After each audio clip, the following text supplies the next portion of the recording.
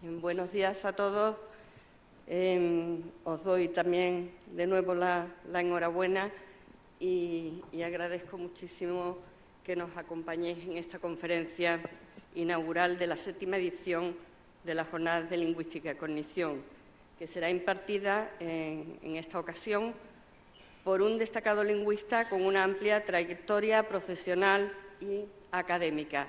Por supuesto, no voy a repetir todo lo que se ha dicho con anterioridad, que no podía haber estado dicho de mejor manera. Y bueno, repito el agradecimiento a todos los aquí presentes y, por supuesto, pues también decir que es para mí un honor presentar al profesor Francisco Ruiz de Mendoza, catedrático de Filología Inglesa de la Universidad de La Rioja. Bien, quiero en primer lugar agradecerte que hayas aceptado participar en esta jornada, las cuales son para nosotros, los miembros del Grupo de Investigación, estudio de Pragma Lingüística muy importante, tal como se ha dicho con anterioridad. Y además, bueno, somos conscientes de lo complicado que resulta en ocasiones poder venir, dada la apretada agenda y también la distancia y los trenes que ha tenido que coger. Bien, voy a resaltar los aspectos más relevantes de la trayectoria académica e investigadora del profesor Ruiz de Mendoza, y dado que no contamos con mucho tiempo y que, bueno, pues que nos gustaría que hubiese un debate al final, que podáis preguntar, pues voy a leer para controlar el tiempo fundamentalmente y no extenderme más de la cuenta. Como acabo de decir, el profesor Ruiz de Mendoza es un investigador ampliamente reconocido, cuyo trabajo se centra en distintos campos, como son la lingüística cognitiva, la gramática de construcciones, gramática inferencial, teorías funcionales. Justo antes de empezar hemos estado hablando de todos los campos que abarca. Pero bueno, debemos resaltar que ha contribuido significativamente en el desarrollo de la teoría de la integración conceptual y en la comprensión de fenómenos claves sobre la metáfora y la metonimia, dentro todo ello del marco de la lingüística cognitiva. Su enfoque en los modos de integración conceptual ha tenido un impacto significativo en el estudio de procesos cognitivos vinculados al lenguaje figurado. Y todo ello pues la hace ser un referente indiscutible en su campo, una figura de referencia internacional como se ha comentado anteriormente. Profesor Ruiz de Mendoza es investigador responsable de un grupo de investigación, el Grupo Riojano de Investigación en Semántica, Sintaxis y Uso del Lenguaje, cuyas líneas de investigación son semántica cognitiva, sintaxis construccional, pragmática y uso del lenguaje, análisis del discurso, modelo léxico construccional y representación del conocimiento. Bueno, pues ha sido también, por resumir mucho, por no cogerle mucho tiempo, investigador principal en numerosos proyectos de investigación nacionales e internacionales que han tenido una gran repercusión, que han influido profundamente en los estudios de pragmática, semántica y los mecanismos cognitivos del lenguaje. Sí quiero resaltar que es cofundador, junto con el profesor Ricardo Mayral, de la UNED, profesor de la UNED, de un grupo de investigación internacional denominado Grupo Lexicon, y además ambos son creadores del modelo léxico construccional. Bien, pues la profundidad con la que lleva a cabo toda la investigación, su amplitud de conocimiento, queda ampliamente reflejada en su prolífica producción científica, en sus publicaciones. Cientos de artículos publicados en revistas de alto impacto, colecciones de libros de lingüística, cuyas editoriales son también muy importantes, como la Cambridge University Press o John Benjamin, Peter Lang. Irony and Cognitive Operations puede ser una de ellas. Tengo un largo listado, pero vamos mal de tiempo. Ha sido además autor y coautor de varios libros de teoría lingüística, algo también importante a tener en cuenta. Uno de ellos es Cognitive Modeling, a Linguistic Perspective, publicado por la editorial John Benjamin, y que además ha sido reconocido con el premio a la investigación para investigadores experimentados otorgados por AESLA en 2015. Ha coeditado varios libros, también de editoriales importantes, Theory and Practice in Functional Cognitive Space, por ejemplo, de John Benjamin, o Cognitive Linguistics, Defining Metonymy in Cognitive Linguistics. Es un largo listado con el que contamos. Bien, pues también resaltar que ha sido conferenciante invitado en varios congresos, en numerosos congresos internacionales por todo el mundo, pues, en Bruselas, Ámsterdam, bueno, Holanda, Bruselas, Grecia, Rusia, Croacia, China. También ha presentado su investigación en universidades, pues, en Colombia, en Perú, Dinamarca, Italia, Grecia. Hay un largo listado que podríamos mencionar. Asimismo, forma parte del panel editorial y científico de revistas también importantes, como Miscelánea, o International Journal of Applied Linguistics, Cognitive Linguistics. Ha sido director del Spanish Journal of Applied Linguistics, coeditor de la Bibliography of Metaphor, Metonymy, de John Benjamin, publicado por John Benjamin, presidente de AESLA, coordinador del programa de doctorado de su departamento, numerosos años, organizador principal de importantes congresos internacionales, etcétera. Miembro de la Comisión de Acreditación para el profesorado de la Agencia Nacional de Evaluación de la Calidad y Acreditación. En fin, es un largo currículum el que posee y además, bueno, pues que de una gran relevancia. Bueno, vamos a pasar ya ha hecho brevemente la introducción nuestro compañero José María García Núñez sobre la conferencia de hoy, y yo creo que lo más importante es bueno, pues darle la palabra ya y que nos hable de los modos de integración conceptual en el lenguaje figurado. Creo que es un tema fascinante y además fundamental para comprender el funcionamiento de la mente y el lenguaje como se ha expuesto anteriormente en esta mesa. Bien, estoy segura de que será muy enriquecedora y del máximo interés para todos los asistentes. Bueno, pues sin más preámbulos, le cedo la palabra al profesor Ruiz de Mendoza.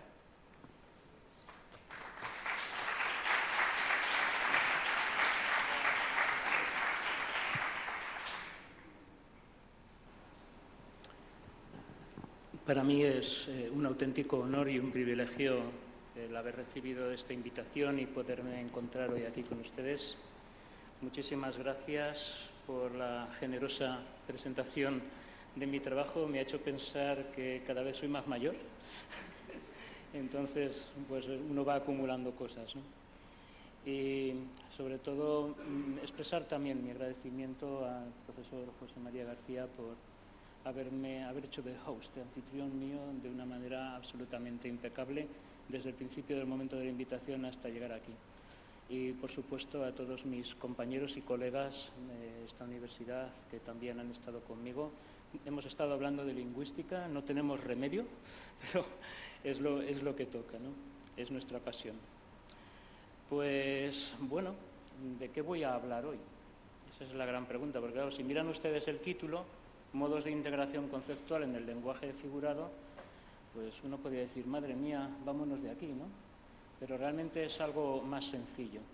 Y yo me conformaré con que se queden con una sola idea. El lenguaje es un gran repositorio que refleja patrones de pensamiento muy complejos. Por eso, modos de integración conceptual se refiere a cómo ensamblamos conceptos, y eso se refleja en la materia lingüística, en lo que podemos detectar, ver con nuestros ojos, lo que escuchamos, lo que al final tenemos que procesar como usuarios del lenguaje. El lenguaje refleja el pensamiento es una especie de ventana de acceso a todo aquello que figura en nuestra capacidad representacional de lo que es el mundo y, por supuesto, en nuestra capacidad de razonamiento. Se podría hablar durante muchísimas horas sobre cómo se integran los conceptos. Me voy a referir a una parte de todo este tema, que es la que menos se ha estudiado. Está súper verde, hay que meter muchísima investigación en esta zona, pero voy a intentar realzar algunas zonas donde yo creo que la argumentación es convincente y además hay junto a la argumentación lingüística hay todo un conglomerado de trabajos colaterales, incluyendo experimentación psicolingüística, que apuntan hacia la veracidad, hacia la, vamos a llamarlo no veracidad, pero que evidencia la plausibilidad de todos estos argumentos desde otros panoramas, desde otras perspectivas. Primero tengo que referirme al concepto de modelo cognitivo o modelo cognitivo idealizado. Ya es muy viejo, es de los años 80. En el año 87, un gran investigador, el profesor George Lakoff de la Universidad de Berkeley, hoy en día emérito, pero bueno, una de las potencias lingüísticas del planeta Tierra, de una manera muy sencilla, casi esquemática, en un libro que se llama Women Find Dangerous Things, las mujeres, el fuego y las cosas peligrosas. Fíjense de qué será ese libro, es de lingüística, créanlo. Un libro que habla sobre la categorización y cómo la mente es capaz de ensamblar y juntar cosas que son sorpresivas de cultura a cultura, de ahí el título ese.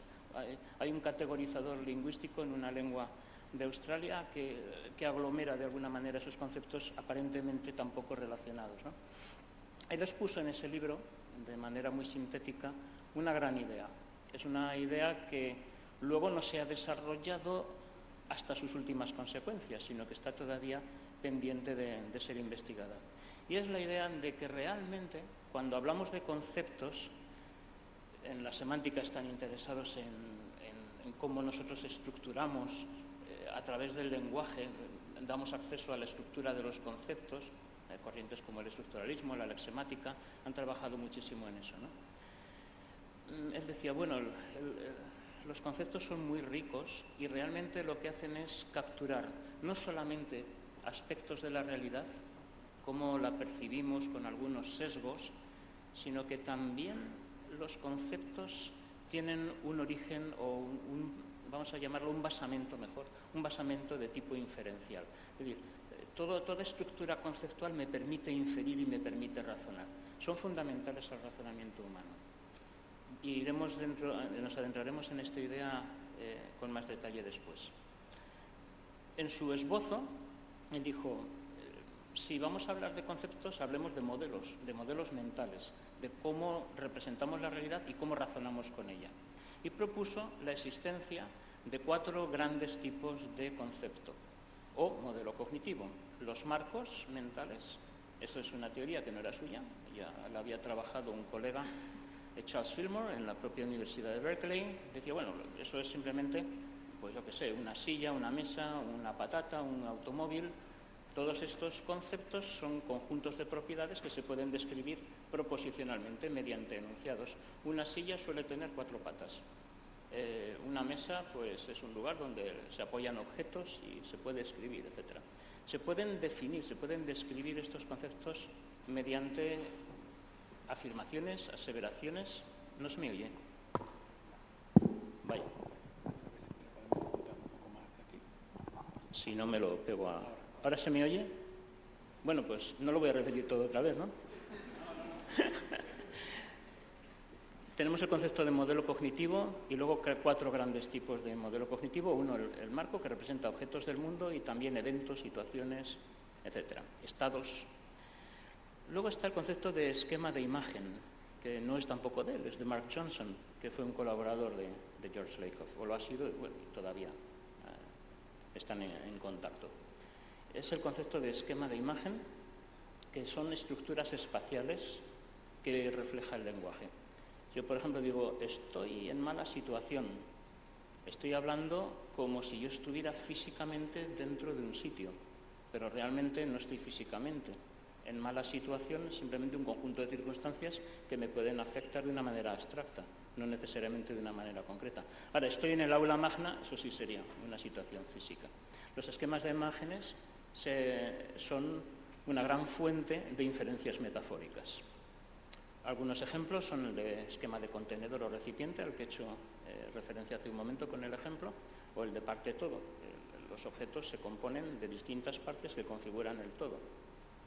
El esquema de camino, el esquema de movimiento. Hay un listado de muchísimos esquemas de imágenes y se han estudiado sus relaciones desde el punto de vista filosófico, lingüístico y también experimental. La metáfora, por lo que se hizo famoso George Lakoff, la teoría de la metáfora. Él lo llamaba la teoría de la metáfora conceptual o también lo llamó la teoría contemporánea de la metáfora para distinguirla de teorías tradicionales. Dice que la metáfora es un factor estructurador del conocimiento, que utiliza la similitud entre objetos, pero también utiliza correlaciones experienciales. Si yo digo que alguien es como un roble, pues puedo pensar que es grande, fuerte, bien, pero si yo digo han subido los precios, no tengo nada que comparar. Simplemente que estoy entendiendo un incremento como si fuera alzarse en el aire, un incremento en cantidad. Eso procede de nuestra experiencia, porque cuando vemos que se apilan objetos o que suben los niveles de agua, la altura, la elevación, se correlaciona experiencialmente con la cantidad de materia que contribuye a esa elevación. Y por eso decimos que los precios suben, bajan, etc., ¿no? La metonimia también la mencionó, no la desarrolló mucho, pero dice también es un factor estructurador que lo que hace es poner un concepto en perspectiva y lo hace desde la perspectiva de otro concepto. Por ejemplo, si yo digo me he tomado una Coca-Cola, yo estoy pensando no solo en el líquido que me estoy tomando, sino que de fondo está la compañía, la importancia de la compañía, el tipo de producto que ofrece, etcétera, etcétera, etcétera. Entiendo el concepto implícito, el de la bebida, en función del concepto que me da la expresión lingüística, que es el explícito. O el todo. Por la parte, le hizo daño el sol. Estamos pensando en la potencia del sol, el sol como astro. No estoy pensando solo en los rayos de sol que tocan la piel. Entonces veo los rayos de sol en función del generador de rayos de sol y del impacto que tiene sobre mi piel. Esta teoría se ha desarrollado solamente bien en el terreno de la metáfora y algo menos bien en el terreno de la metonimia. Y han sido, curiosamente, no investigadores norteamericanos, sino investigadores europeos los que más han desarrollado tanto la parte de la metáfora como la de la metonimia. Aunque en semántica de Marcos es cierto que la mayor potencia investigadora ha estado siempre residida en Estados Unidos, aunque luego esto todo se diversifica y es ya de alcance mundial. En la Universidad de La Rioja empezamos hace unos cuantos años a darnos cuenta, a la hora de manejar datos lingüísticos para construir el modelo al que antes ha hecho referencia, el modelo léxico-construccional, nos empezamos a dar cuenta de que la metáfora y la metonimia no son tan simples como los ejemplos que acabo de dar, sino que a veces forman entramados muy complejos. Tan complejos que son analíticamente muy difíciles de abordar. Voy a dar algunos casos que no son ni fáciles ni difíciles, son de nivel medio, pero hay casos auténticamente muy complicados. Vamos a ir con ello. Vamos a ver, por ejemplo, dentro de este sencillo, dentro de la semántica de marcos, cómo los marcos se imbrican unos dentro de otros y cómo interaccionan. En el fondo no son más que un reflejo de la realidad, pero vista subjetivamente, de la perspectiva que yo, como hablante, tengo de un evento que quiero describir. Hay, por tanto, esto es muy sencillo, dos formas de elaborar un marco de conocimiento, una convencional y otra no convencional. Una elaboración convencional, vamos a pensar, por ejemplo, en el marco del esquí. No sé si tenéis experiencia en Cádiz con el esquí, pero bueno, donde yo vivo hay algo más, ¿no? Este incluye la forma de los esquíes, el uso del equipo adicional, el tipo, la velocidad de movimiento. Y cuando uno accede al concepto de esquí o de esquiador, accede a una representación muy esquemática. Esa idea antigua de que tenemos una imagen mental muy concreta, no es cierta. Tenemos una representación muy esquemática. Y luego, según necesidades discursivas, la vamos enriqueciendo sobre la marcha. Podemos ir añadiendo colinas empinadas, pendientes suaves, llanuras planas, depende de lo que estemos procesando o de lo que queramos representar. Pero bueno, esto es fácil. Tipos de nieve. Todos estos elementos son susceptibles de lo que se llama parametrización. Y tenemos un acceso esquemático y luego lo vamos ajustando según las necesidades de producción o interpretación del lenguaje. Pero también hay elaboraciones más raras, menos convencionales. Y estas se consiguen mediante la integración de elementos sorpresivos que proceden de otros marcos dentro de un marco que los recibe, un marco receptor. Veamos un ejemplo. Eso es un esquiador. ¿Se ve bien la imagen? Bueno, pues es medio payaso, medio esquiador, pero le está funcionando. ¿Se podría esquiar así? No sé, pero en la viñeta pues hace el chiste. Y lo podemos procesar, lo podemos comprender perfectamente, porque somos capaces de ver los parecidos, la analogía que existe entre los esquíes y la longitud de los zapatos del payaso. El resto pues ya es circunstancial, ¿no? Hay un marco receptor, que es el de la escena de esquí. Ese sería el convencional, pero lo estamos enriqueciendo de una manera no convencional. Ya no hablamos del tipo de nieve, o de si hay una planicie, o de si hay una cuesta empinada. Estamos hablando de un elemento sorpresivo importado desde otro marco. El marco importado es el de la ropa y zapatos de un payaso y es lo sorpresivo, ese es el marco donante. Y el elemento sorpresivo se convierte psicológicamente y perceptualmente en un elemento saliente, destaca, decimos, anda, pero ¿qué hace? Qué gracioso o qué tontería. Pero tenemos una reacción subjetiva, emocional, respecto a ese objeto. Estamos pasando, gracias a la integración conceptual, de la parte de procesamiento racional del lenguaje, meramente representacional, denotativa, a una connotativa, donde vemos las cosas desde el punto de vista de si nos gustan o no nos gustan. ¿Por qué es posible la sustitución de los esquíes por los zapatos? Porque el esquema de imagen, la realidad topológica de fondo es prácticamente la misma. Estamos hablando de un objeto alargado. Las características tipológicas son muy parecidas. Vamos a hablar ahora de esquemas de imágenes.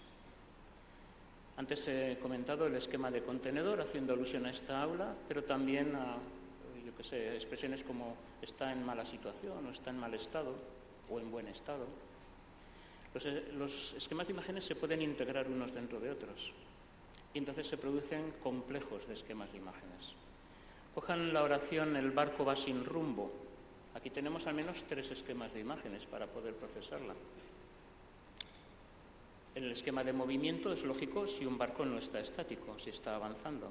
El esquema de camino también es lógico porque al ir avanzando va generando un camino. Por cierto, el esquema de camino sería el esquema base sin el cual no puede ocurrir el otro, el esquema de movimiento. Pero va sin rumbo. Es decir, hay otro esquema subsidiario que es el de desvío de lo que sería la ruta lógica.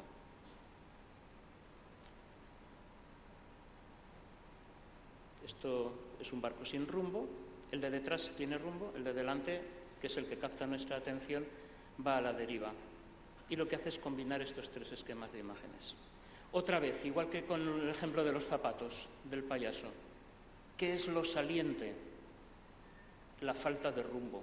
Es decir, de todo este paquete conceptual hay uno de los elementos que es el más sorpresivo, el que no es el habitual, que es el que capta nuestra atención. Estamos encontrando entonces puntos de contacto entre la manera de percibir una amalgama de marcos conceptuales y una amalgama de esquemas de imágenes. Es decir, hay un denominador común a ambos fenómenos. Otro caso de interacción conceptual es la idea de metaftonimia. Más o menos todo el mundo sabe lo que es una metáfora. Entendemos A como si fuera B. Entendemos la subida de precios como si fuera un aumento es decir, el aumento de cantidad en los precios como si fuera subir, como si fuera ir hacia arriba, o yo qué sé, si decimos eres un bestia, pues entendemos a una persona como si fuera un animal instintivo y grande, poderoso, amenazante. Esa sería la metáfora.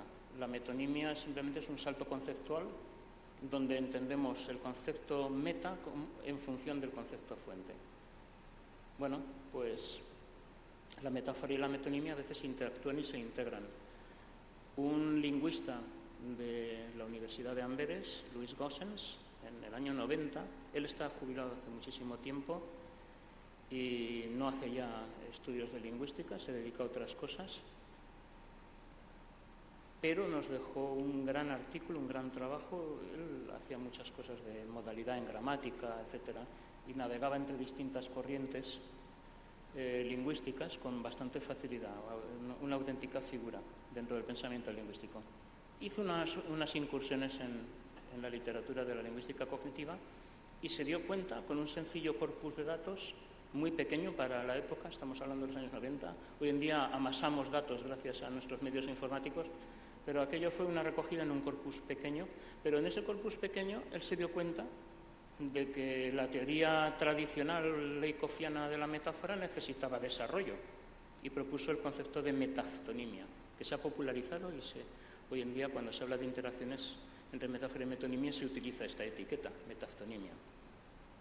Y bueno, distinguió 4 grandes tipos de metaftonimia que se referían solo a su corpus. La metáfora a partir de la metonimia. Por ejemplo, él daba ejemplos en inglés, el corpus era en inglés, pero funcionan exactamente igual en español. Entonó el mea culpa como señal de penitencia. Es decir, la expresión lingüística me habla de mea culpa, pero realmente mea culpa es todos los sentimientos de pesar que uno tiene en cualquier situación sin que sea necesariamente aquella en la que uno se siente mal por sus pecados y necesita penitencia. Estamos hablando de que hay una metáfora, pero mea culpa da acceso metonímico a toda esa situación que luego trasvasamos metafóricamente a aquella en la que vivimos. Entonces, yo puedo ser, por ejemplo, un gestor de lo que sea, en un ayuntamiento de algo, lo hago muy mal y entonces se me llama la atención y empiezo a pensar que estoy lesionando intereses de los ciudadanos y entono el mea culpa. Me echo toda la culpa a mí y quiero ser hasta castigado. Esa sería la idea. Estamos trasvasando la situación de penitencia religiosa a una situación no religiosa, pero donde una persona tiene que al menos expresar que se siente responsable por una situación que ha generado. Es un buen ejemplo. Claro, él decía que esto es una metáfora construida a partir de una metonimia, pero también se le puede dar la vuelta y se puede decir, bueno, en el fondo hay un marco metafórico y dentro tenemos la metonimia desarrollando parte de ese marco metafórico, que es la propuesta que yo traigo. Luego lo vemos. Hablo también de metáfora dentro de la metonimia. Por ejemplo, alzarse en armas, que sería sublevarse contra una autoridad, un poder establecido, aunque sea sin acción bélica. Es decir, yo odio a mi decano y me alzo en armas contra mi decano, pero no le pego, no lo mato. Simplemente, pues, intento discrepar cívicamente de él y buscar situaciones en las que le lleve al punto donde yo le quiero tener. Pobre decano mío. Bueno, además no tengo decano, es decana y es amiga. Alzar en armas originalmente es lo mismo que estar en armas y es cierto pues que hay un componente metafórico, ese de alzarse, porque yo no me alzo, yo no uso armas, y también hay un componente metonímico, porque estamos hablando de las armas como símbolo de la sublevación.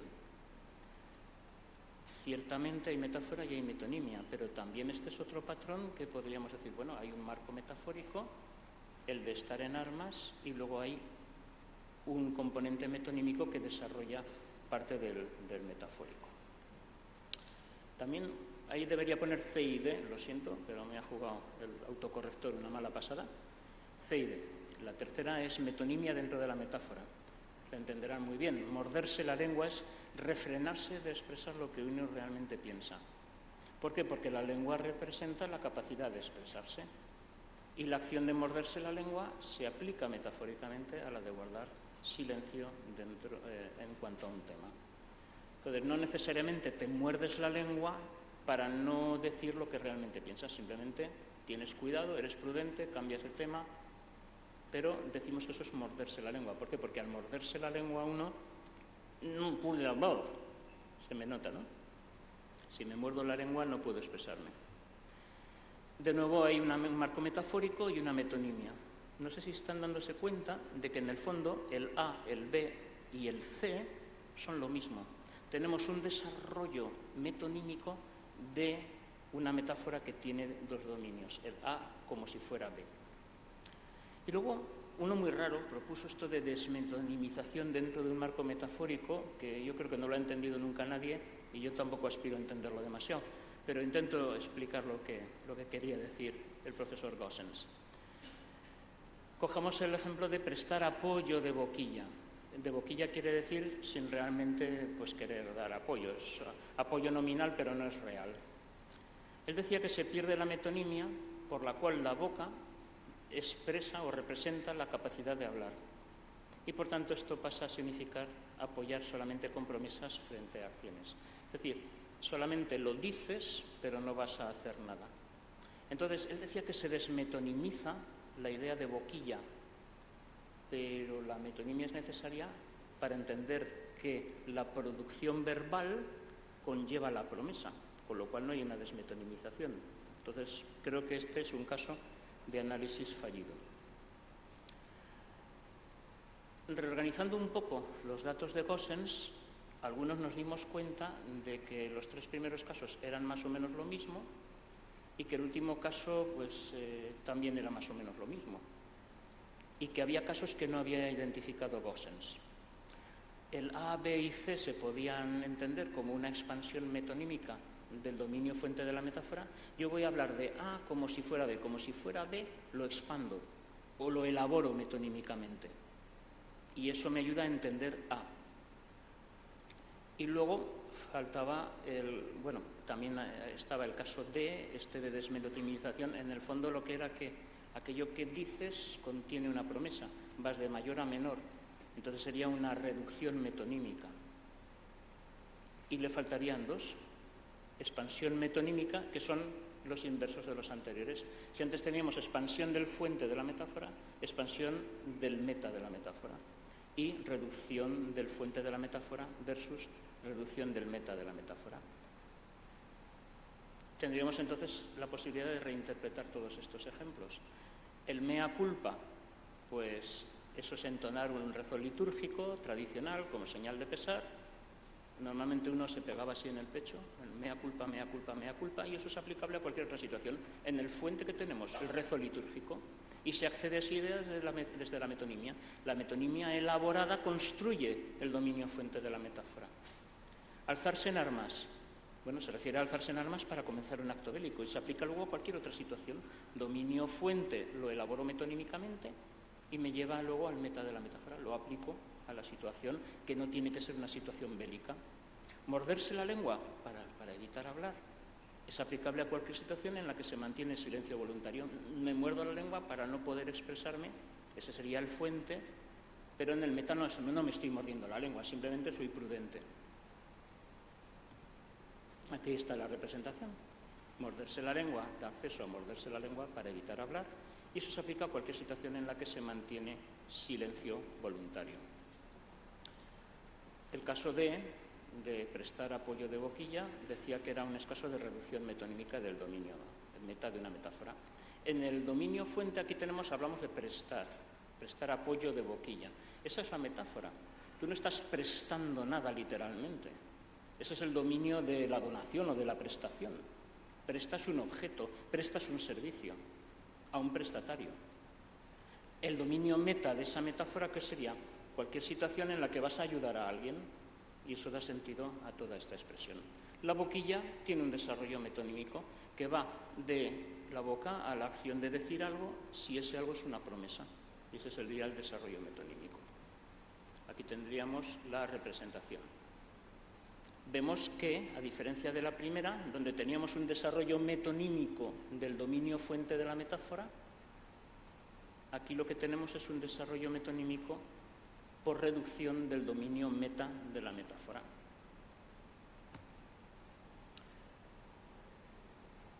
Los que no había contemplado Goossens, ejemplos que, pues como él tenía un corpus de datos reducidos, él no se los encontró, pero nosotros sí. ¿Cómo se explica fruncir el ceño? Nosotros decimos que es una expansión metonímica del dominio meta de una metáfora. Es decir, sería lo contrario que este último, donde había una reducción del meta. Está el caso de fruncir el ceño. ¿Qué tenemos en el dominio fuente? Recoger un paño o una tela haciendo en ella pequeñas arrugas. Eso es lo que es fruncir. Pero claro, no fruncimos la piel de la cara, más que de una manera figurada. Entonces, plegar la piel, igual que plegaríamos ese trapo, nos da la metáfora. Y eso sería pues como una señal de enfado, que es el desarrollo metonímico. Es decir, vamos de arrugar la cara a lo que eso significa, que estamos enfadados, molestos, nuestra reacción anímica.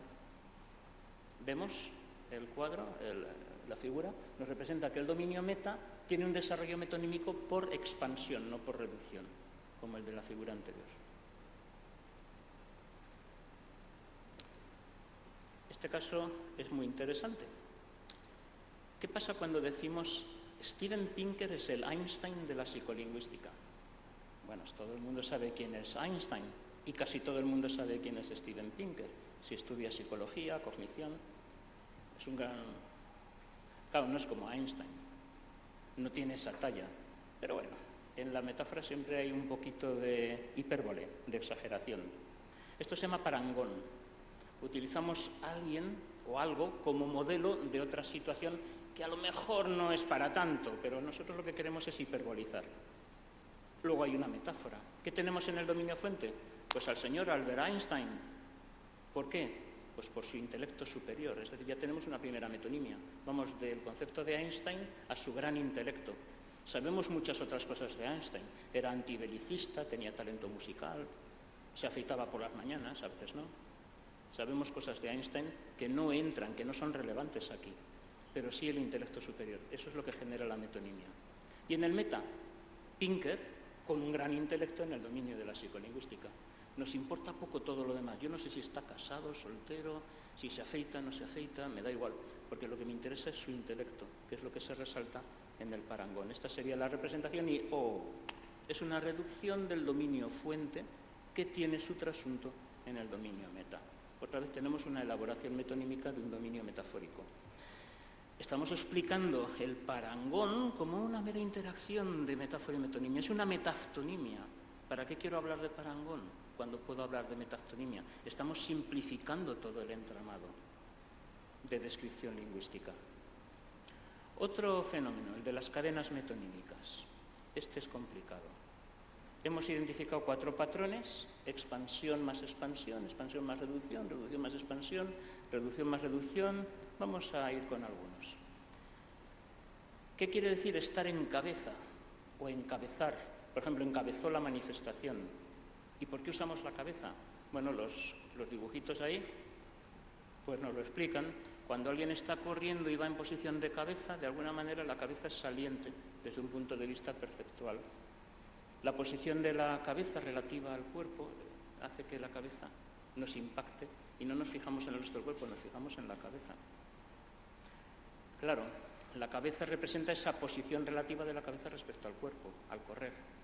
Y eso representa también metonímicamente, ya van 2 metonimias, la posición de la cabeza al correr, con el fin de guiar a un grupo humano en determinados contextos.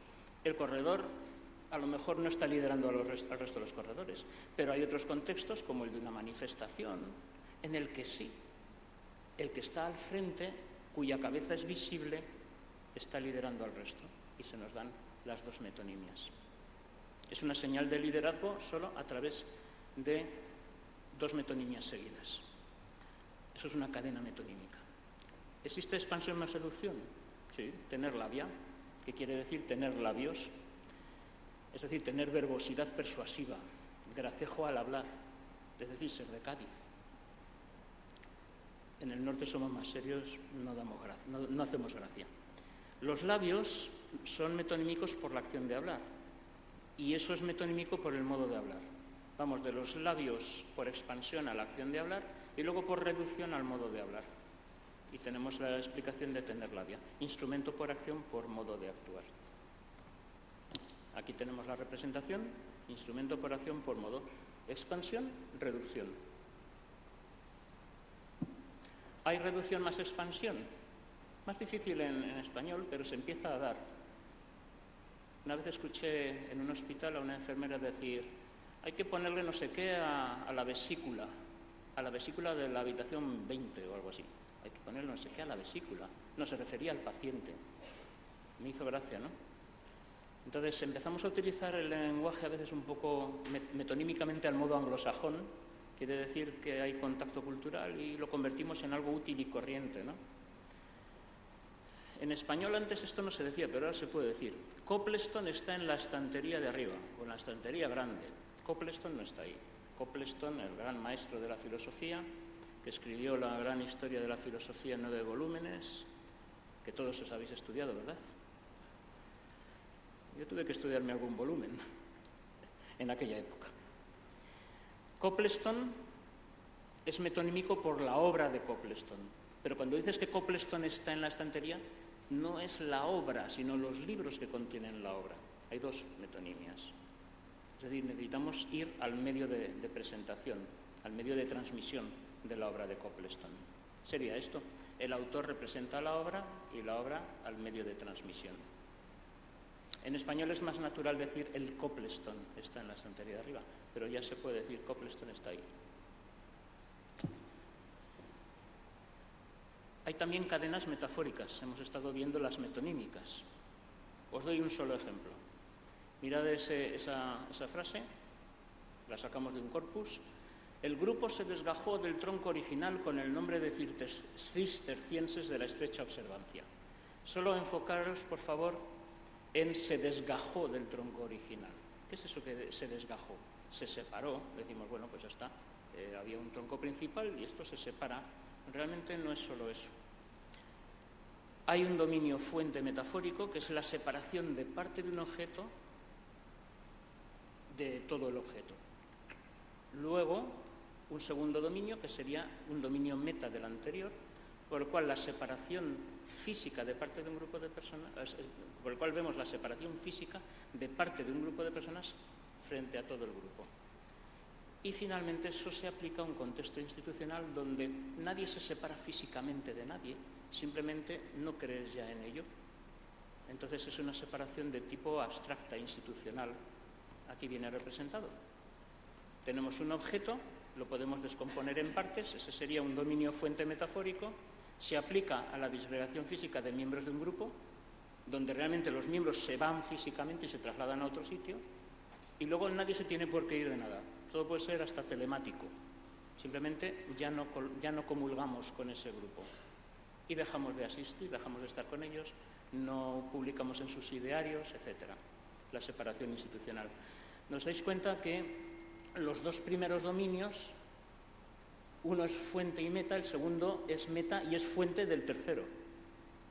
Y los dos primeros pertenecen al ámbito de lo concreto, donde hay algo físico, el objeto que separamos en partes y el grupo que se desintegra físicamente. Pero el último es abstracto. Entendemos el abstracto en función de los anteriores que son concretos. Que eso es algo que ocurre normalmente en la metáfora. Solemos entender lo abstracto en función de lo concreto y lo concreto nos ayuda a razonar sobre lo abstracto. Existe otro concepto que es el de amalgama metafórica. Aquí no va a haber una secuencia, una cadena, como hemos visto en los casos anteriores, sino que lo que ocurre es que hay una integración plena y creemos que todos los elementos que colaboran en la combinación realmente son lo mismo. Pero eso es una ilusión, no es realmente así. Vamos a ver algún ejemplo. Vamos a ver uno sencillo primero, de amalgamas, donde hay un único dominio fuente y lo que hacemos es coger una metáfora con su fuente y meta, otra metáfora con su fuente y meta, y metemos la segunda dentro de la primera. Incorporamos estructura conceptual de una en otra. Una es la receptora y la otra contribuye enriqueciendo a la primera. El caso de transmitir una idea, va el primero.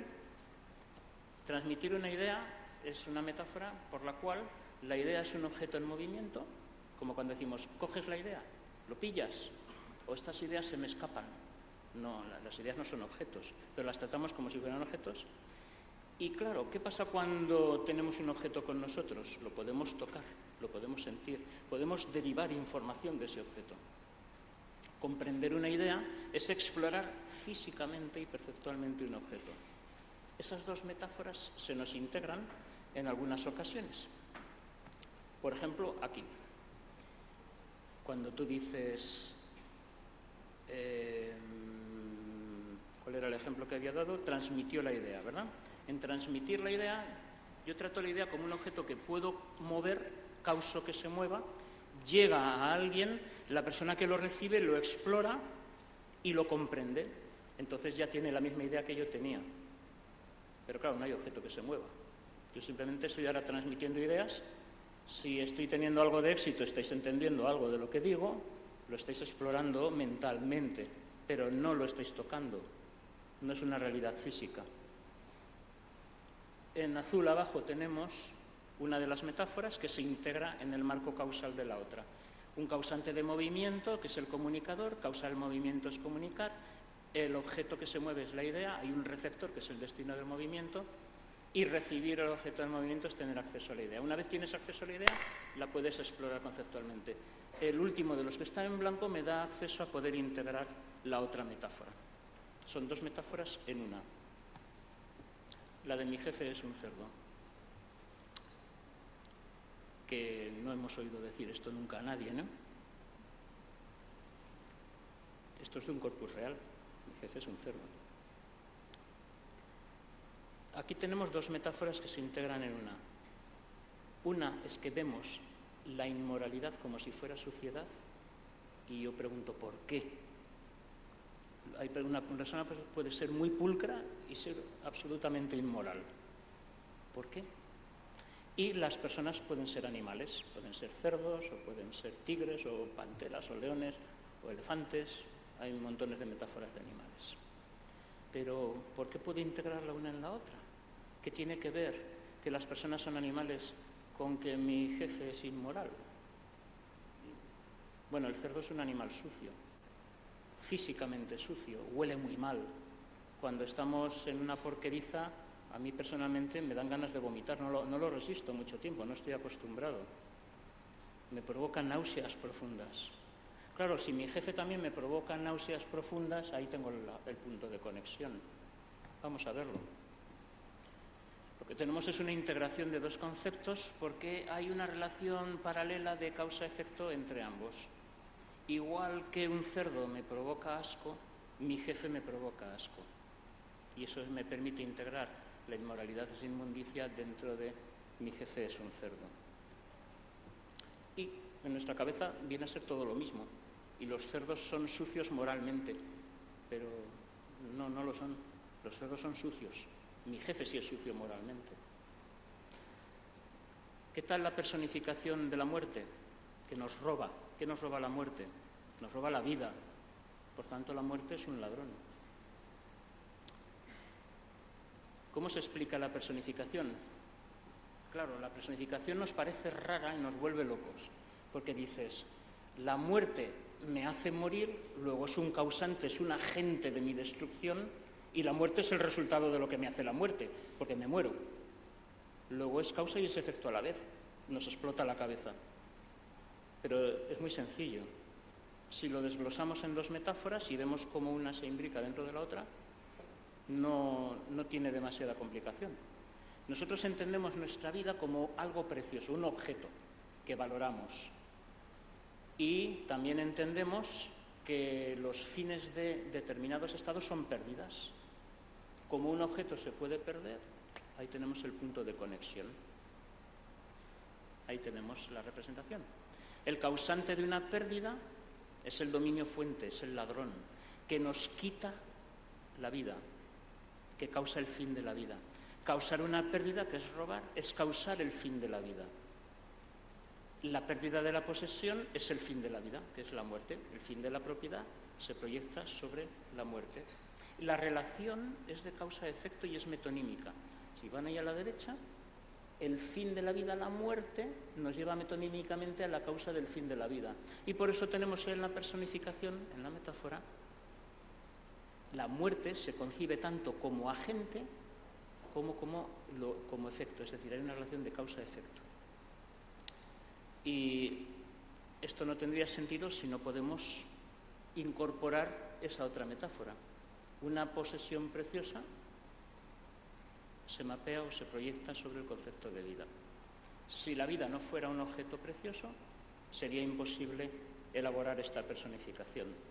Y si no existiera esa metonimia que colabora en el dominio meta de la metáfora, la de efecto por causa, tampoco podríamos ver esa dualidad del concepto de muerte, que puede ser la de la guadaña que nos hace morir y a la vez el estado en el que quedamos.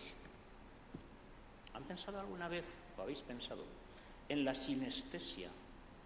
Antes estábamos viendo, en el caso de mi jefe es un cerdo, que la similitud en los efectos, el asco que me da el jefe, el asco que me da el cerdo, nos permite establecer la conexión metafórica.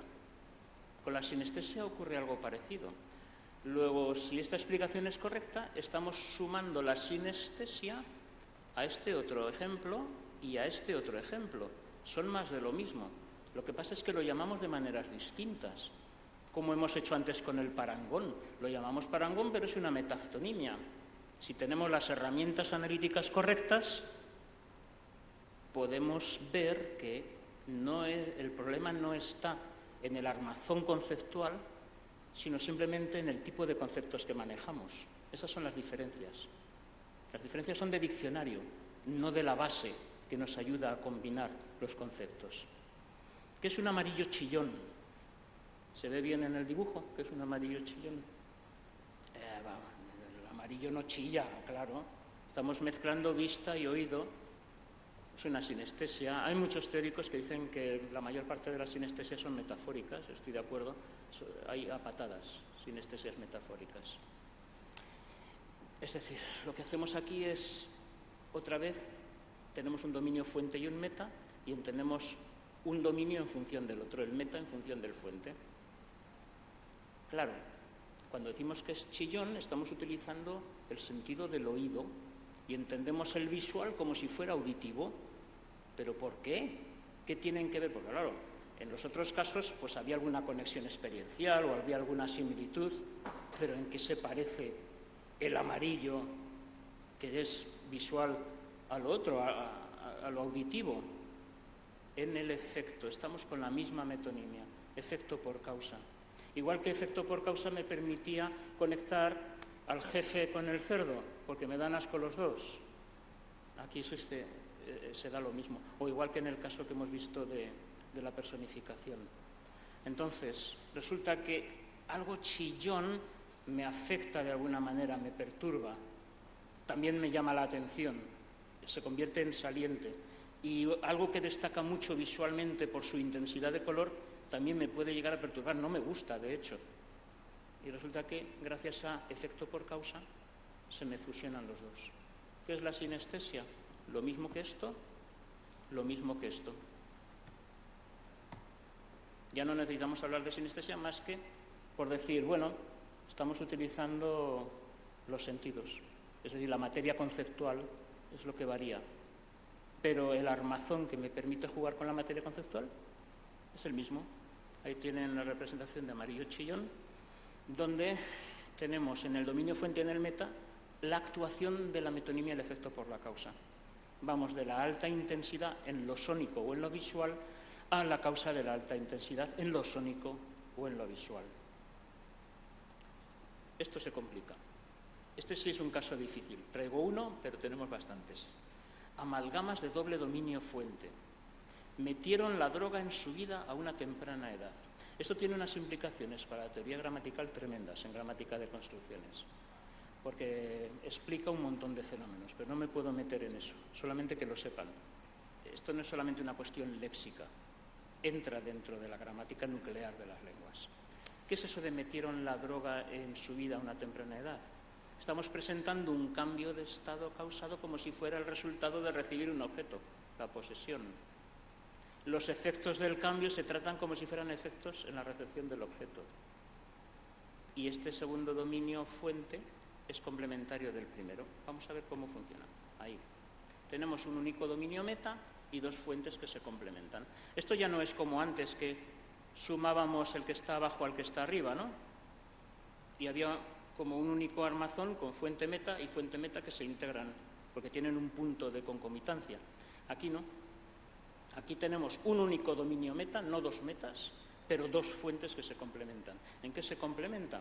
Bueno, el primer fuente aporta la estructura causal y el movimiento, y el segundo, que el destino del movimiento del primer fuente, no sé si lo ven a la derecha, está en gris, es el nuevo receptor, el poseedor de un objeto.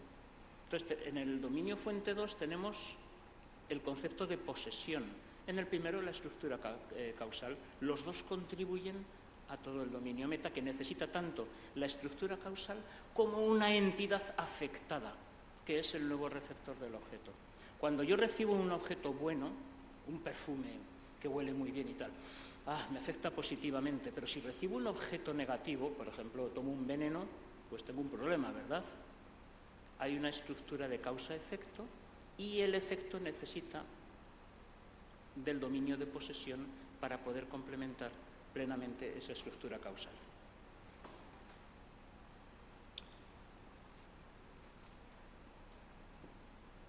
En lingüística cognitiva se popularizaron en los años 90 dos grandes pensadores, Gilles Fauconnier y Mark Turner.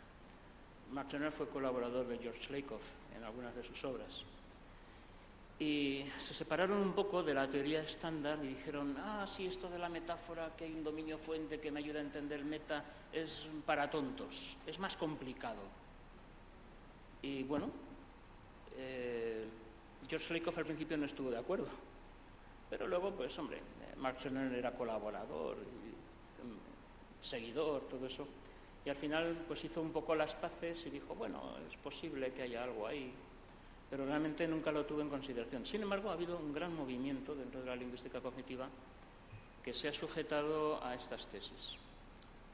Yo soy algo escéptico respecto a lo que se dice, es decir, a la versión agresiva, a la versión fuerte de esta tesis, la teoría de blending se llama. Sí que acepto algunos de sus supuestos y de hecho los he empleado en mi trabajo.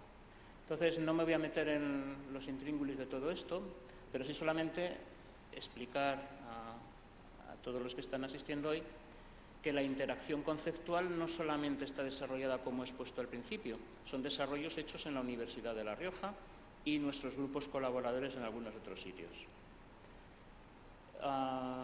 Hay una teoría potente que todavía circula, que es Blending Theory, la teoría de la integración conceptual, de Fauconnier y Turner.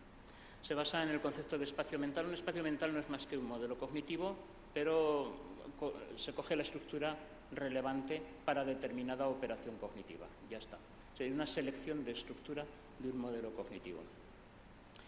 Y ellos dicen que cuando se interpreta la metáfora, no solamente se activa un único dominio de conocimiento, sino que se activan múltiples dominios y luego se rescata parte de su estructura y se integra y se combina en un espacio mental que llaman espacio combinado. Entonces tenemos unos espacios input que dan estructura y otro que recibe no toda la estructura, sino parte de la estructura y aún así además genera inferencias sobre la base de esa estructura, que sería el blend, el espacio integrado. Distinguen dos tipos de espacio, de alcance sencillo y de doble alcance. El de alcance sencillo no es muy distinto de mi ejemplo del payaso. Doy aquí un ejemplo que también valdría, no es de Fauconnier y Turner, pero se analizaría como de alcance sencillo. Si pensáis en la analogía entre la nariz larga de una persona y la trompa de un elefante. A la nariz larga de una persona se le puede decir trompa. ¿Por qué? Porque hay una relación topológica como la de los esquíes del ejemplo que di antes, donde la relación entre la nariz y el resto de la cabeza es la misma en el elefante y en la persona. Es así de sencilla la operación. ¿Hay integración de conceptos? Sí, en apariencia, porque visualizamos a la persona como si tuviera una trompa. Pero también se podría decir, ¿y no es mejor pensar que tenemos a alguien con la nariz larga, al elefante con su trompa, y que entendemos esto como si fuera esto, y no me hace falta hacer esa fusión? Claro, en los dibujos animados la hacemos, y le ponemos a una persona trompa, claro, y en el lenguaje multimodal se hacen cosas de esas, pero todo el mundo sabe que es un artificio. Entonces, desde el punto de vista lingüístico hay que tener cautela ahí. Quizás sea solamente lo que decía Lakoff, entender esto como si fuera esto otro. No hace falta la integración conceptual. Pero tienen algunos ejemplos muy sugerentes. He cogido uno de los más sugerentes, el del cirujano y el carnicero. ¿Me permiten 2 minutos más y cierro con esto? Es que me he dado cuenta de que me he pasado de la hora. ¿Puedo? ¿Con la venia? Vale. Lo agradezco, de verdad. ¿Qué pasa cuando decimos mi cirujano es un carnicero? Si alguien alguna vez ha tenido que pasar por un cirujano, pues ha buscado tener el mejor cirujano posible. Y si tiene mala suerte y le toca un mal cirujano, pues se puede quejar. Y dice, ¿pero qué me ha hecho? ¿Qué chapuza? Este tío es un carnicero, no es un cirujano. Puede ocurrir, ¿no? En todas las profesiones puede haber alguien profesional que tenga un mal momento. Y nosotros nos podemos quejar como pacientes. Pero, claro, ¿qué pasa aquí? Si pensamos en el dominio de la cirugía, es un dominio de alta precisión, con un montón de instrumentación compleja y que hay que saber utilizar. Y además es una labor muy complicada y muy peligrosa.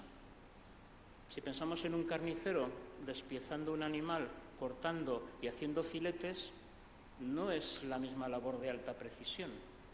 Si decimos que el cirujano es como el carnicero, estamos pensando que coge al pobre paciente y le pega hachazos o algo así, y lo desmembra, o cuando va a hacer una incisión está hecha de cualquier manera porque da igual la exactitud del corte. Entonces, Faulconer y Turner dicen que cuando nosotros decimos mi cirujano es un carnicero, no estamos entendiendo al cirujano como si fuera un carnicero, no solo eso, sino que de alguna manera estamos cogiendo virtudes del carnicero, bueno, actitudes del carnicero, y las estamos aplicando, como en el caso de la trompa, la estamos fusionando con el médico. Ellos dicen que hay una relación incompatible entre los medios y los fines de la cirugía y de la carnicería. El carnicero no quiere curar al animal, el cirujano sí, quiere curar a su paciente. Hay algo de estructura común, porque hay un instrumento afilado, el escalpelo del cirujano u otro medio, y el machete, el hacha o el cuchillo del carnicero, ¿no? Y luego, claro, cuando integramos las dos cosas, ¿qué ocurre? Pues que el cirujano opera a un paciente vivo, pero el carnicero está trabajando con una entidad muerta. Dice, hay unas irregularidades que hacen que esas metáforas perfectas que decía Lakoff, donde tenemos esto aquí y esto allá, y hay correspondencias como las que yo he representado diagramáticamente antes, pues parece que no se dan. Entonces dice, bueno, lo que ocurre es que la cabeza humana funciona así, es capaz de seleccionar parcialmente, integrar lo que le da la gana e inferir lo que le da la gana. Problema, que parece que no hay patrones, que ocurre todo según nos venga en gana, a la Lioli. ¿Y dónde están los principios que rigen el lenguaje y la integración conceptual si esto que dicen es verdad? Esta sería la representación de lo que dicen ellos, ¿no? Tenemos dos espacios arriba, dos espacios mentales, dos modelos cognitivos, o parte de ellos, que lanzan estructura al de abajo, que es el espacio integrador. Pero no lanzan toda su estructura, sino solamente parte, e integran esa parte y además generan estructura nueva. La pregunta es ¿cómo? ¿Por qué? Mi pregunta, ¿es necesario postular espacios integrados, blends, para explicar la metáfora? Mi respuesta es que no. Porque la inferencia central en el ejemplo del carnicero y el cirujano no necesita integración de estructura conceptual porque surge de ver un modo de acción como si fuera otro modo de acción. Es decir, vemos la práctica de la cirugía con incisiones precisas como si fuera cortar carne sin precisión, pero cada una respecto a su dominio. En mi cirujano es un carnicero, no postular la integración nos permite identificar además un elemento de exageración, el hiperbólico. Un mal cirujano puede ser impreciso pero nunca tan impreciso como el carnicero al cortar los filetes. ¿Se pueden postular blends? Sí, hay fenómenos de integración. Ir al lenguaje multimodal, a los anuncios, y tenéis montones de casos donde se coge materia conceptual de un sitio, se integra en otro, como mi ejemplo del payaso, y además se hace metafóricamente. Hay casos de esos. Muchísimos, sobre todo en el lenguaje visual. En el lenguaje no visual, en el verbal, hay algunos casos, no es tanto, no ocurre tanto. Os puedo dar algún ejemplo luego si queréis. ¿Hay diferencias entre las amalgamas y los blends? Sí. Las amalgamas no son blends. Hemos estado hablando de estructuras muy claras donde hay ciertas secuenciaciones, hay ciertas integraciones, etcétera, donde las combinaciones están predecidas por modelos o formas de combinación que crean patrones que se repiten una y otra vez. En el caso de los blends, las cosas ocurren al azar, porque le da la gana al que lo produce y si luego es aceptado socialmente, pues la gente lo usa y ya está.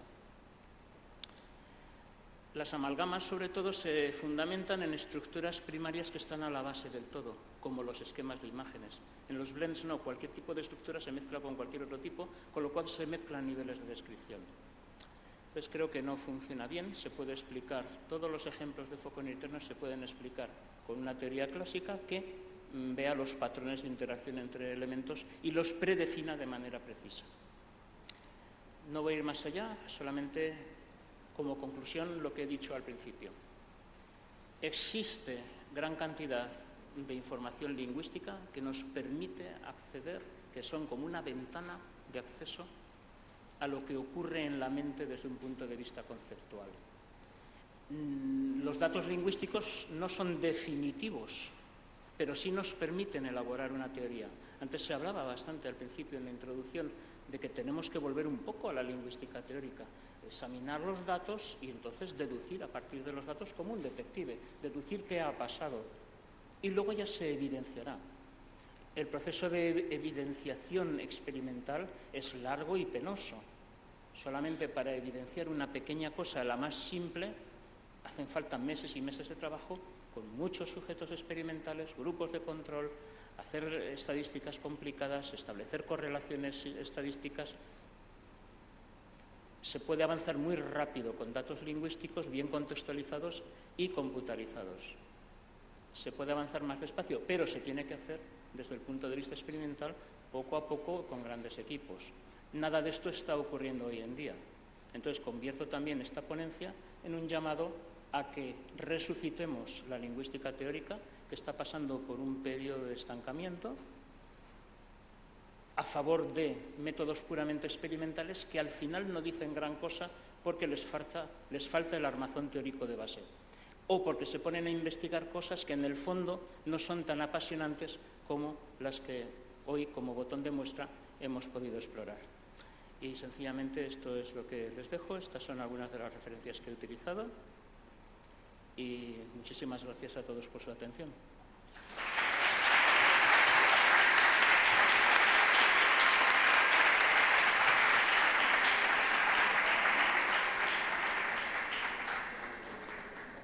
Bien, por favor, si después de esta interesantísima ponencia, si hay alguna pregunta. ¿Tenéis alguna pregunta? ¿No? Un momento, por favor, antes de que os marchéis, quería recordaros que mañana es a las 12:30 en la sala Lequerica de La Bomba. La sesión de mañana será a las 12:30 en La Bomba. ¿Tenéis alguna pregunta? Quizás. Aroa.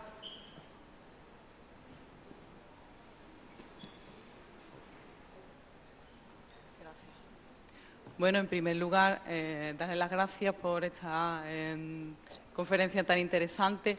Yo le voy a hacer una pregunta, a ver cómo la planteo, porque es verdad que la metáfora no es uno de mis especialidades, pero bueno, estoy empezando a trabajar con ella y la verdad es que me gustaría saber si existe alguna diferencia a la hora de interpretarla o a la hora de...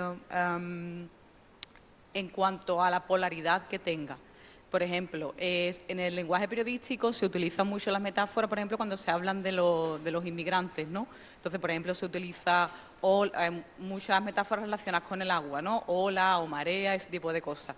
Depende del grupo de inmigrantes o migrantes, como se dice ahora más políticamente correcto, al que se refiera, tiene una polaridad más positiva o una polaridad más negativa. ¿La metáfora en sí se seguiría interpretando de la misma forma en cuanto al modo conceptual o en función de la polaridad no se interpretaría de la misma forma? No sé si tiene alguna influencia. Sí. Vamos a ver, hay dos fuentes de subjetividad. Una es de tipo más bien denotativo. Por ejemplo, podemos decir que hay una oleada o podemos decir que es un auténtico tsunami. El tsunami es peligroso y amenazador, la oleada, bueno, se puede asumir. Entonces ya hay un componente de subjetividad ahí, que puede llevar a valoraciones negativas desde un punto de vista axiológico. Pero también hay una buena cantidad de experimentos, de hecho, una antigua doctoranda mía, que es profesora titular ahora en la Universidad de La Rioja, Paula Pérez Sobrino, ha hecho una gran cantidad de experimentación con el grupo de Janet Littlemore en Birmingham, donde ellos lo que hacen es testar la sensibilidad por una serie de métodos. Uno de ellos es el electrodermal, pero hay más, ¿no? Intentan testar a través de cuestionarios o ver sensibilidad, reacciones en la piel, eléctricas en la piel, etcétera. Intentan ver cuál es la reacción positiva o negativa que se tiene ante determinadas metáforas de uso de color o sobre todo con vistas a anuncios, comerciantes, todo esto, ¿no? Y se dan cuenta de que dependiendo de variables como el género, la edad, ambiente social y una serie de factores, la reacción ante una misma metáfora subjetiva es positiva o es negativa. Y depende de factores sociales y culturales principalmente, ¿no? También diferencias de género. Entonces, todo eso se está haciendo. ¿El periodista qué hace? Porque estabas dentro del entorno del periodismo. Cuando está en el terreno denotativo, habla de tsunamis en vez de hablar de oleadas. Pero porque quiere transmitir algo negativo, empleando esa perspectiva como base de lanzamiento. Pero independientemente de lo que haga el periodista, el público lo va a percibir de una manera u otra dependiendo de cuál es su propia percepción sobre un tsunami o sobre una oleada. Alguien que haya tenido malas experiencias con un oleaje normal en un barco y se haya puesto a vomitar, se haya mareado muchísimo, a lo mejor reacciona de una manera más negativa. Eso es incontrolable para el periodista. El periodista normalmente trabaja dentro del entorno de lo denotativo, tiene una cierta intuición respecto a lo no denotativo, pero lo no denotativo realmente se determina de forma experimental, no hay otra manera de hacerlo, muy poco a poco, y puede inducir a lo mejor a recrear el lenguaje de otras maneras. Pero solamente averiguando qué es lo que pasa se le puede decir a un anunciante, a un periodista, a quien sea, mira, si tú utilizas demasiado este tipo de metáfora, la reacción del público, tú crees que no, pero va a ser negativa y tú no quieres algo negativo, quieres algo positivo. Y eso se está haciendo. Tengo otra compañera, que es también, le dirigí yo también la tesis hace muchos años, que es Lorena Pérez, que trabaja bastante aplicando la teoría de la metáfora a branding. Y claro, ella ha descubierto que hay determinados tipos de metáfora que los que ponen marcas están utilizando incorrectamente porque más que llamar la atención sobre el objeto que se quiere etiquetar para que sea popular, lo que hacen es disuadir al comprador. Y los empresarios no lo saben. Entonces, claro, tienen una OTRI y está asesorando a una empresa norteamericana desde hace bastante tiempo con relativo éxito porque les avisa, les dice, cuidado, no uséis esto porque tiene estas implicaciones. ¿Y por qué lo sabemos? Porque hemos experimentado con ello. Entonces, más o menos por ahí van las cosas.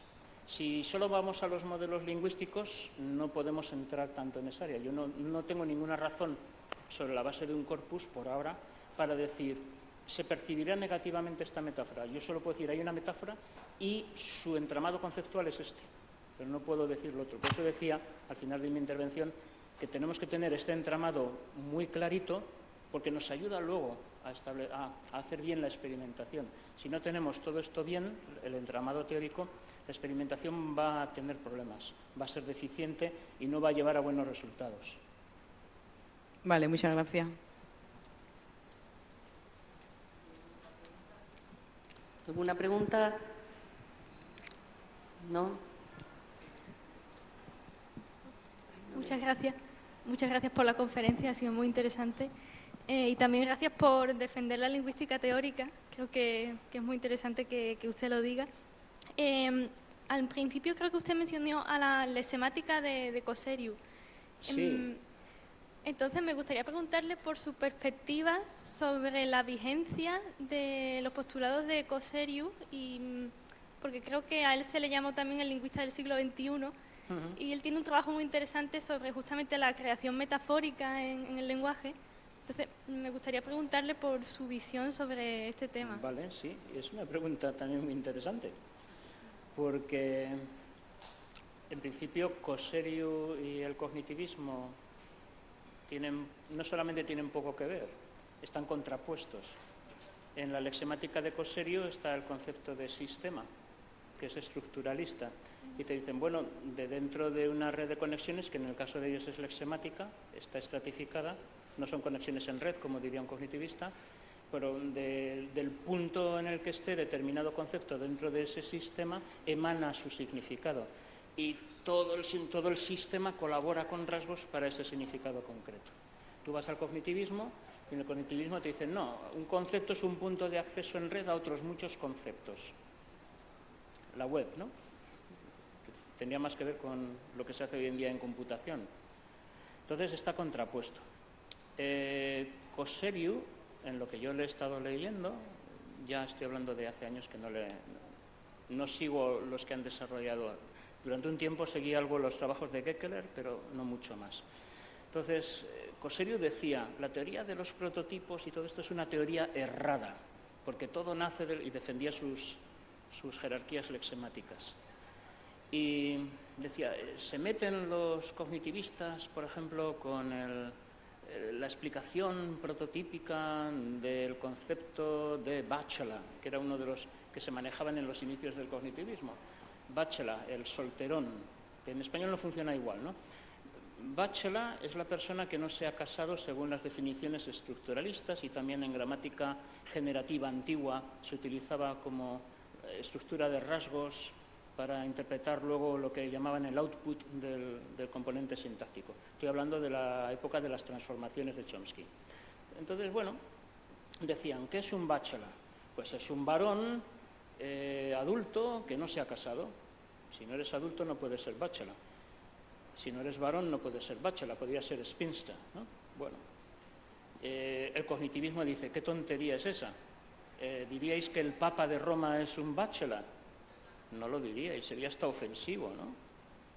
Y Cosseriu decía, bueno, sí, pero eso no es ninguna prueba en contra de la teoría de rasgos ni de la ubicación del concepto de bachelor dentro de una red o dentro de una, no sería una red, dentro de un árbol o lo que sea, una jerarquía lexemática, porque hay un rasgo adicional que hay que tener en cuenta, que es el de la opcionalidad, es decir, el Papa es soltero porque le da la gana ser soltero por motivos religiosos, es vocacional.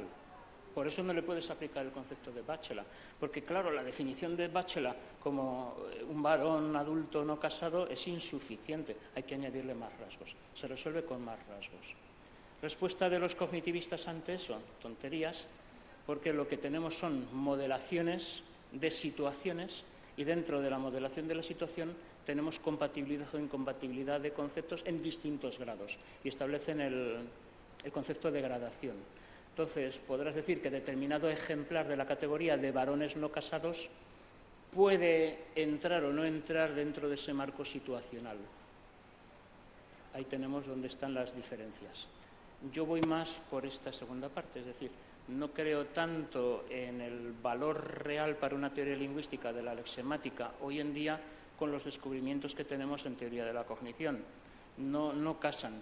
En su momento histórico a mí me parecía revolucionario y de hecho estudié bastante lexemática y había un lingüista que falleció prematuramente en España, que fue mentor mío, Leocadio Martín Mingorance, que era catedrático en la Universidad de Córdoba, que casaba la gramática funcional de Simon Dick, fundador de la Escuela de Ámsterdam, con la lexemática de Coserio, y lo hacía muy bien. ¿Pero por qué? Porque en la gramática funcional de Simon Dick el motor base de cualquier proyección semántica que luego tuviera proyección sintáctica era el lexicón. Y había que estructurar el lexicón. El lexicón no eran conceptos así como metidos en un saquito y agitados. El lexicón tenía que tener una estructura y la lexemática lo dotaba de estructura. Y cada concepto se podía definir en función de realmente una red de otros conceptos con los cuales había relaciones de herencia y de otro tipo. Entonces, dotaba de sistematicidad al fondo léxico. Pero este hombre murió, no pudo culminar ese trabajo, los seguidores de él fueron por otros derroteros, no hemos sabido hasta dónde se hubiera podido llegar con ese tipo de maridamiento, ¿no? de maridaje entre modelos. Y también la lingüística cognitiva en esa época estaba en mantillas, apenas estaban empezando. La gente había leído el libro de Lakoff y Johnson, que para mí es como leerse un TVO, un cómic, Metaphors We Live By, se lee en una tarde rápido y ya está. Y le sobra medio libro. Es como una especie de ensayo onírico, ¿no? Pero luego la lingüística cognitiva ha tenido unos desarrollos absolutamente apasionantes y con unos niveles de profundidad impresionantes. Entonces, con los nuevos desarrollos, la lexemática es solamente un punto interesante en el pasado que aporta bastante sistematización, pero que no dice todo. Yo a raíz de esto, me he preguntado alguna vez, ¿existiría posibilidad de generar un modelo donde sí que hubiera una definición más atada, más manipulable, estilo rasgos semánticos, dentro de esas escalas o jerarquías lexemáticas, que sirviera de motor base para luego definiciones en forma de red, o que las dos se pudieran de alguna manera hacer entrar en coherencia? Quizás sea posible. Entonces, lo primero nos permitiría elaborar una teoría gramatical de generación de sintaxis a partir del fondo léxico, como quería Leocadio Martín y, bueno, también otros muchos formalistas, Beth Levin, toda esta gente, pues quería hacer eso. Y, por otro lado, tendríamos las elaboraciones en forma de red como algo que tiene un sustrato más empírico, pero que es menos controlable desde el punto de vista de ver cómo se generan los fenómenos sintácticos. Es decir, yo veo más este tipo de teorías antiguas en conexión con la proyección sintáctica y más difícil conectar con la proyección sintáctica el sistema de redes. De hecho, nadie lo ha logrado. En lingüística cognitiva hay una rama que intenta ser sintacticista. Estaba lo que hacía Fillmore con Kay, modelos de unificación, que no ha ido a ningún lado realmente, pero está la gramática de construcciones o distintas versiones de la gramática de construcciones que intentan hacer la proyección sintáctica y les sale regular. No, ahí falta algo, creo que falta la sistematicidad de base que proporcionaría tomarse el léxico en serio. O sea que algo hay, pero necesitamos lingüistas teóricos que se metan en ese fregado. Muchas gracias. Bien, ¿alguna pregunta más? ¿No? Pues yo creo que podemos dar por finalizado.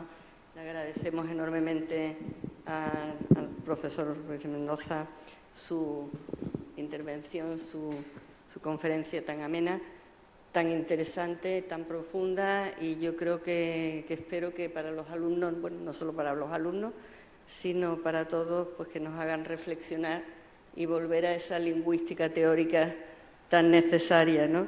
Creo que se pueden hacer cosas muy interesantes y yo espero que a todos les haya gustado. Gracias de nuevo por participar en nuestras jornadas y bueno, pues a los demás decirle también que gracias por vuestra asistencia y recordar que mañana a las 12:30 la conferencia será en La Bomba, sala de Lequerica. Bien. Muchas gracias. Nada, muchas gracias. Un placer.